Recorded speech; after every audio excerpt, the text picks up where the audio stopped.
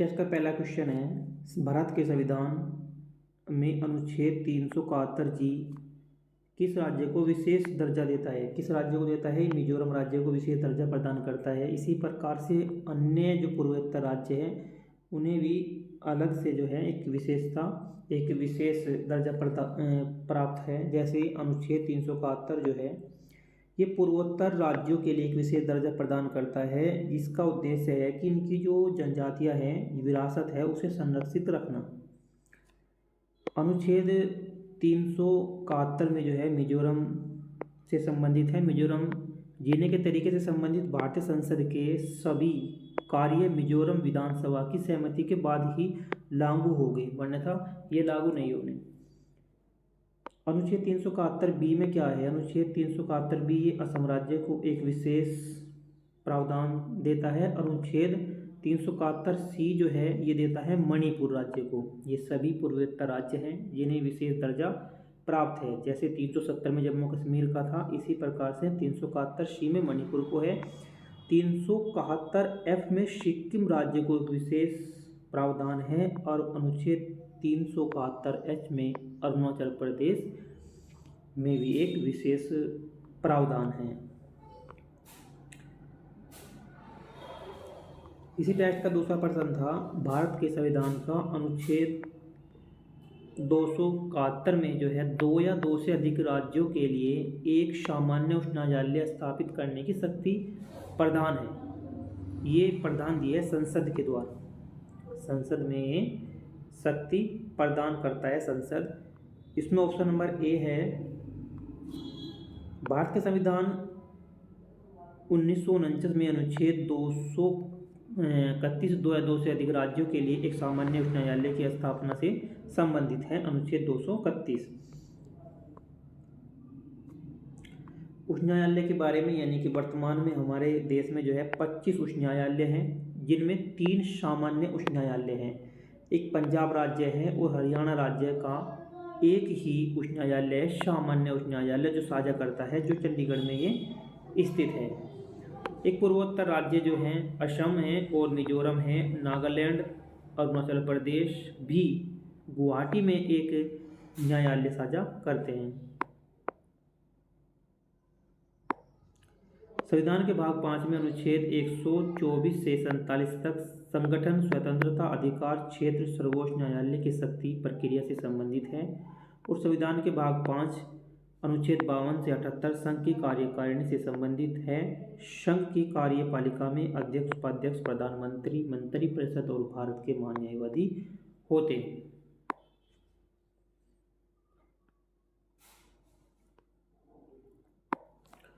Test का प्रश्न number 3 था, निम्नलिखित में से कौन सी सूची और विषय सुमेलित हैं? तो इसमें जो है राज्य सूची में जो विषय हैं वे सार्वजनिक स्वास्थ्य और शिक्षाएं संबंधित हैं।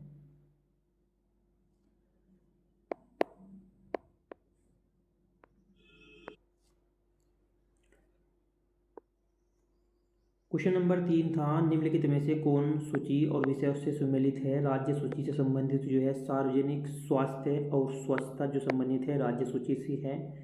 एक केंद्रीय सूची से नागरिकता, प्राकृतिकरण और अन्य देश है, ये जो है केंद्रीय सूची से है। और समवर्ती सूची जो संबंधित विषय है कानूनी, चिकित्सा और अन्य, ये समवर्ती सूची से संबंधित है। इसलिए इसका ऑप्शन नंबर डी है, 1, 2, 3, ये इसका करेक्ट आंसर है।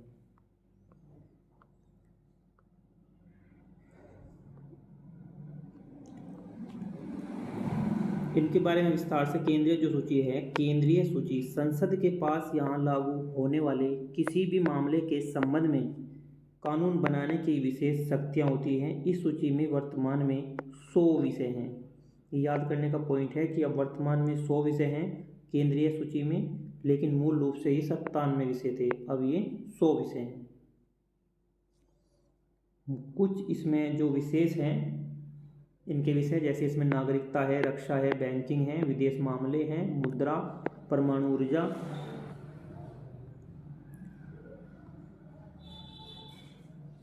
बीमा, संचार, अंतर्राज्यीय व्यापार और वाणिज्य, जनगणना, ऑडिट और अन्य, ये जो हैं केंद्रीय सूची से संबंधित विषय थे। अब आते हैं राज्य सूची से संबंधित। ये राज्य सूची है। राज्य सूची जो सामान्यतः परिस्थितियों में राज्य विधायिका के पास विशेष अधिकार होते हैं कि वह यहाँ लागू किसी भी मामले के संबंध में कानून बना सके। वर्तमान में इसमें 61 विषय हैं और इसमें जो है मूल रूप से जो उस वक्त थे ये 66 विषय थे। इसके भी मूल जो विषय हैं सार्वजनिक व्यवस्था, पुलिस, सार्वजनिक स्वास्थ्य और स्वच्छता, कृषि, कारागार, स्थानीय सरकार, मत्स्य पालन, बाजार, थिएटर और जुआ और अन्य जो है इसके विषय हैं। अब बात करते हैं समवर्ती सूची की। यह समवर्ती सूची दोनों यानी कि संसद भी और राज्य विधायिका भी यहाँ कानून बनाती है। इसमें मूल रूप से जो है 47 विषय थे, लेकिन वर्तमान में जो है इसमें 52 विषय हैं। वर्तमान में इसमें 52 विषय हैं। इसके कुछ विषय जो हैं जैसे आपराधिक कानून और प्रक्रिया, नागरिक प्रक्रिया, विवाह और तलाक, जनसंख्या नियंत्रण, परिवार नियोजन, बिजली, श्रमिक कल्याण, आर्थिक और सामाजिक नियोजन, औषधि और समाचार पत्र, ये जो हैं समवर्ती सूची के विषय हैं।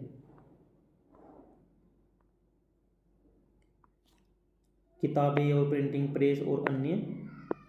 1976 में एक 42वां संविधान संशोधन के माध्यम से 5 विषय को राज्य सूची से निकालकर समवर्ती सूची में हस्तांतरित कर दिया गया था। वे विषय थे शिक्षा थी, वन थे और भार और मापन, जंगली जानवरों और पक्षियों का संरक्षण। एक विषय था सर्वोच्च न्यायालय के उच्च न्यायालय को छोड़कर सभी न्यायालयों को संविधान और संगठन न्याय का प्रशासन।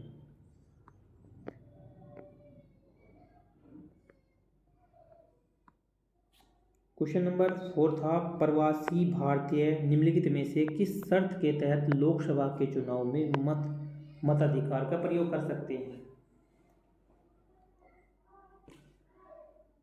उन्हें भारत का नागरिक होना चाहिए, ये बिल्कुल सही है। और इसमें उनका नाम मतदाता सूची में भी होना चाहिए, ये भी राइट है। और वोट करने के लिए उन्हें भारत में मौजूद होना चाहिए, ये भी सही है। यानी कि इसके तीनों ही सही है। ऑप्शन नंबर ए इसका करेक्ट आंसर है।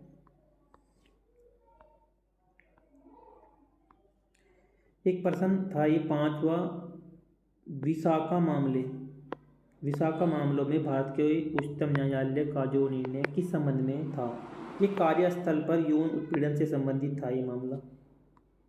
ऑप्शन नंबर इसका ए सही है। भारत में सर्वोच्च न्यायालय की स्थापना 1973 के रेगुलेटिंग एक्ट के तहत की गई थी।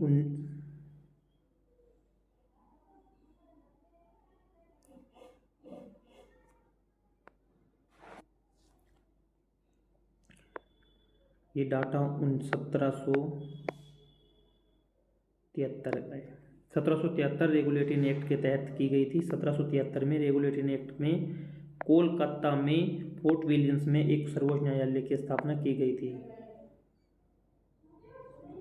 1997 में भारत में सुप्रीम कोर्ट के कार्यस्थलों पर महिलाओं के यौन उत्पीड़न से बचने के लिए विशाखा दिशा निर्देश तैयार किया गया था। कब किया गया था ये? 1997 में। ये 1773 में है, रेगुलेटरी एक्ट के तहत किया गया था इसकी स्थापना। क्वेश्चन नंबर आपका 6वां क्वेश्चन है। इसमें राज्यसभा के संबंध में निम्नलिखित में से कौन सा कथन सही है। देखो, राज्यसभा की अधिकतम जो अनुमेय संख्या है वह 250 है। राज्यसभा में 238 सदस्य राज्यों और केंद्र शासित प्रदेशों से अप्रत्यक्ष रूप से निर्वाचित होते हैं और 12 राष्ट्रपति द्वारा मनोनीत होते हैं। ये भी आपका सही है। और यह अखिल भारतीय सेवाओं के सर्जन जैसे मामलों में लोकसभा के साथ सामान्य रूप से विधायक सत्ता का साझा करता है, ये गलत है। इसमें 1 और 2 ही करेक्ट है। ऑप्शन नंबर ए इसका करेक्ट आंसर है।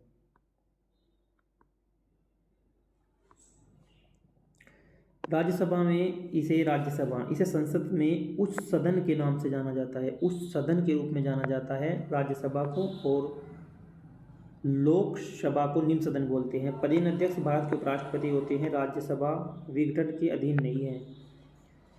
रचना यानी कि अधिकतम इसकी 250, 238 सदस्य राज्य और केंद्र शासित प्रदेश से अप्रत्यक्ष रूप से निर्वाचित और 12 सदस्य राष्ट्रपति के द्वारा मनोनीत किए जाते हैं। राज्यसभा की विशेष शक्तियाँ क्या हैं? राज्य सूची के मामलों पर विधान और राष्ट्रपति शासन की उद्घोषणा, अखिल भारतीय सेवाओं का निर्माण, उपाध्यक्ष को हटाना, ये इसकी शक्तियाँ हैं इसके पास में। क्वेश्चन नंबर 7, राष्ट्रपति पर महाभियोग किस अनुच्छेद के तहत लगाया जाता है? तो राष्ट्रपति पर महाभियोग जो लगाया जाता है अनुच्छेद 61 के तहत लगाया जाता है।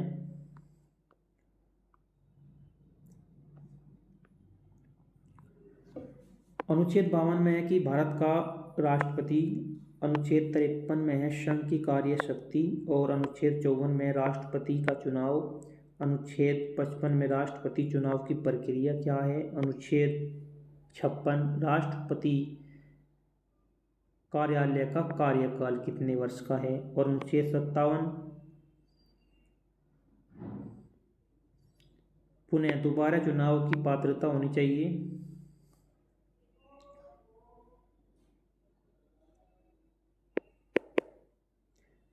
अनुच्छेद 58 राष्ट्रपति के रूप में चुनाव के लिए योग्यता, क्या योग्यता होनी चाहिए, ये अनुच्छेद 58 में है। अनुच्छेद 59 में है राष्ट्रपति कार्यालय की सब स्थितियाँ। अनुच्छेद 7 में राष्ट्रपति द्वारा शपथ दी। अनुच्छेद 61 में राष्ट्रपति पर महाभियोग और अनुच्छेद 62 में है राष्ट्रपति पद के लिए एक व्यक्ति को भरने के लिए चुनाव आयोजित करने का समय। ये राष्ट्रपति से संबंधित सभी अनुच्छेद हैं। इसका नेक्स्ट क्वेश्चन है,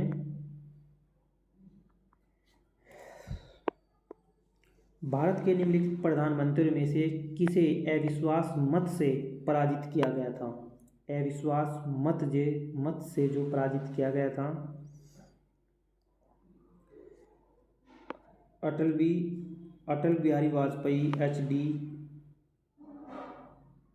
देवगौड़ा को, और ये तो विश्वनाथ प्रताप सिंह को, इनको जो है अविश्वास मत से पराजित किया गया था।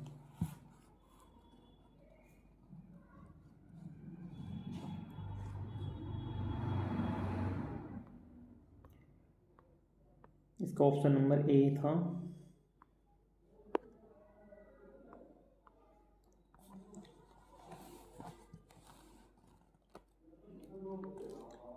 भारत में केवल लोकसभा में अविश्वास प्रस्ताव पेश किया जाता है। केवल लोकसभा में ही अविश्वास प्रस्ताव पेश किया जा सकता है, राज्यसभा में नहीं किया जा सकता। लोकसभा के कम से कम 50 सदस्यों को अविश्वास प्रस्ताव का समर्थन करना चाहिए। संविधान के अनुच्छेद 75 में कहा गया है कि मंत्रिपरिषद सामूहिक रूप से लोगों की सभा के प्रति उत्तरदायी होगी। विश्वनाथ प्रताप सिंह पर जो अविश्वास प्रस्ताव किया गया था 1990 में किया गया था, और HD देवगौड़ा को 1997 में, और अटल बिहारी वाजपेयी को 1999 में विश्वास प्रस्ताव से पराजित किया गया था। क्वेश्चन 9 क्वेश्चन है, निम्नलिखित में से कौन एक धन विधेयक की सही विशेषता नहीं है? धन विधेयक की एक सही विशेषता नहीं है।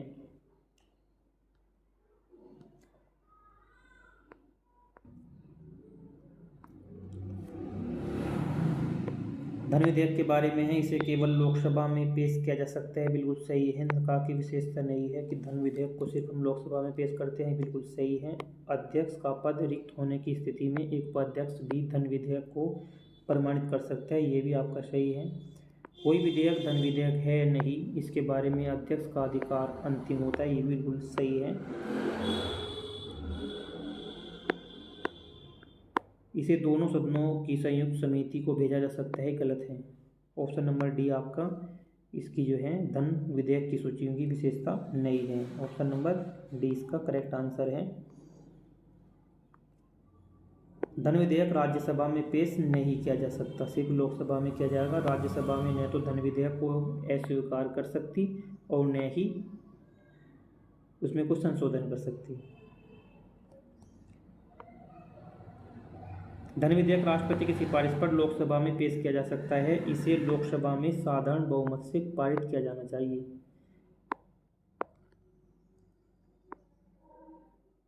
क्वेश्चन नंबर 10 है, राज्यसभा में किसी विशेष अधिकार क्षेत्र है?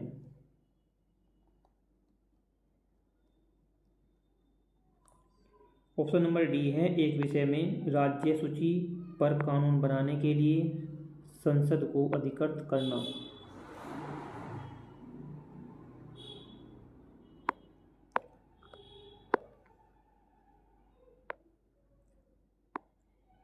क्वेश्चन 11, निम्नलिखित में से कौन सा राज्यपाल की शक्तियों से संबंधित नहीं है? राज्यपाल की शक्तियों से संबंधित नहीं है। अक्षमादान प्रतिकार रहता है, दंड में छूट प्रावधान बिल्कुल सही है, ये राज्यपाल की है। और तीसरा है, राज्य विधानसभा का अधिवेशन बुलाने, स्थगित करने और भंग करने का भी अधिकार है। महाधिवक्ता को नियुक्त करने की शक्ति भी इसमें है। राजकीय और सैन्य शक्तियाँ, राजनयिक और सैन्य शक्तियाँ, ये ऑप्शन नंबर इसका ए शक्ति संबंधित नहीं है। इसका आंसर जो है ऑप्शन नंबर ए है।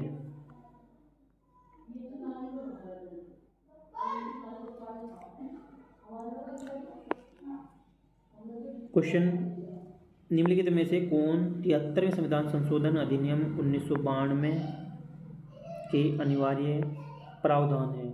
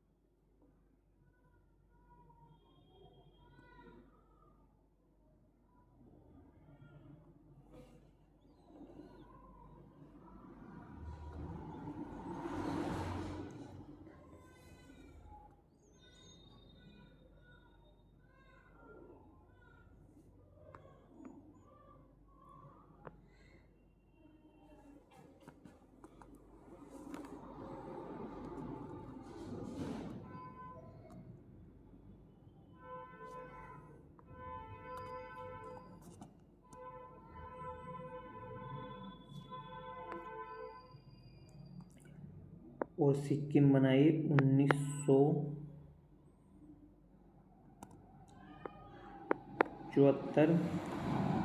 1974 में ये बना था।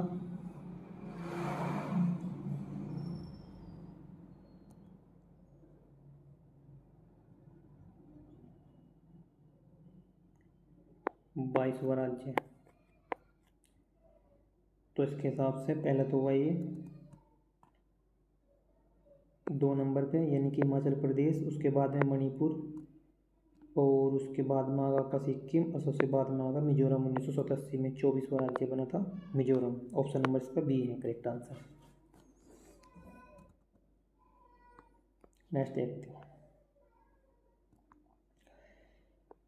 क्वेश्चन नंबर 15, संविधान के बुनियादी ढांचे से संबंधित निम्नलिखित मामलों में से कौन सा मामला सबसे बाद में हुआ?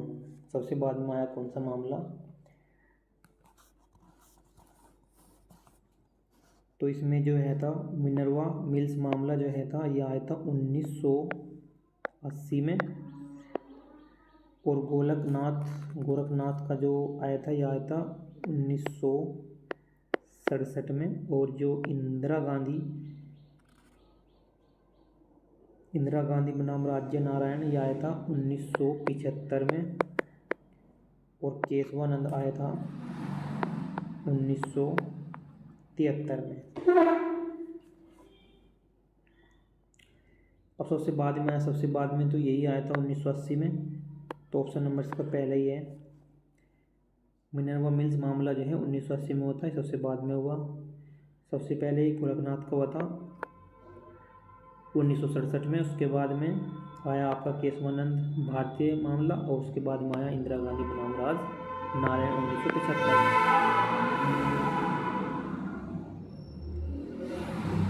क्वेश्चन नंबर 16, राष्ट्रीय मानवाधिकार आयोग में कितने पूर्णकालिक सदस्य होते हैं? इसमें 5 सदस्य होते हैं, 5 सदस्य। ऑप्शन नंबर इसका बी है।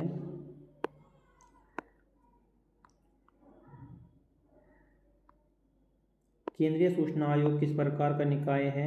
यह संवैधानिक निकाय है। केंद्रीय सूचना आयोग किस प्रकार का निकाय है? ये वैधानिक निकाय है। ऑप्शन नंबर सी।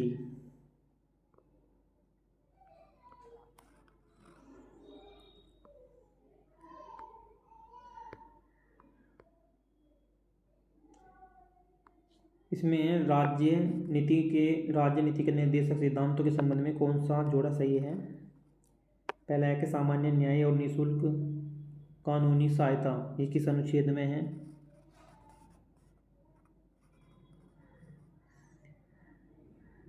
ये अनुच्छेद 41 में नहीं है, ये है 39A में। काम का अधिकार है, ये 48 में नहीं है, ये है काम का 41 में। 6 साल की आयु के नीचे 6 साल से आयु के कम बच्चे हैं, उनकी देखभाल और शिक्षा का जो संबंधित है वो अनुच्छेद आपका 45 है। ये आपका सही है। इसमें तीसरा, पर्यावरण एवं संरक्षण और सुधार, ये है 48A में, अनुच्छेद 48A में है पर्यावरण का संरक्षण और सुधार। तो इसमें मात्र ए सही है। ऑप्शन नंबर सी, यानी कि इसमें कौन सा सही है? तीसरा। इसमें सिर्फ तीसरा सही है। तीसरा सही है। 6 साल की आयु के नीचे जो बचपन है उसकी देखभाल के लिए अनुच्छेद 45 में कहा गया। नेक्स्ट क्वेश्चन है इसका, निम्नलिखित में से कौन सा क्षेत्रीय परिषद का प्रधान अध्यक्ष होता है? केंद्रीय गृह मंत्री। ए है इसका 19वें का।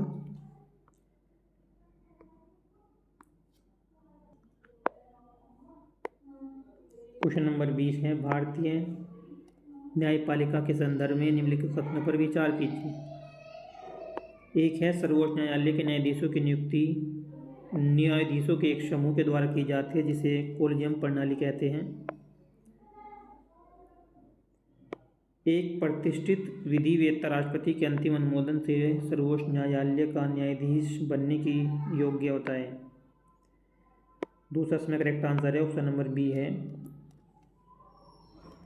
ये अनुच्छेद 124(2) के अनुसार है 124(2) के अनुसार एक प्रतिष्ठित विधिवेत्ता राष्ट्रपति के अंतिम अनुमोदन से सर्वोच्च न्यायालय का न्यायाधीश बनने के योग्य होता है।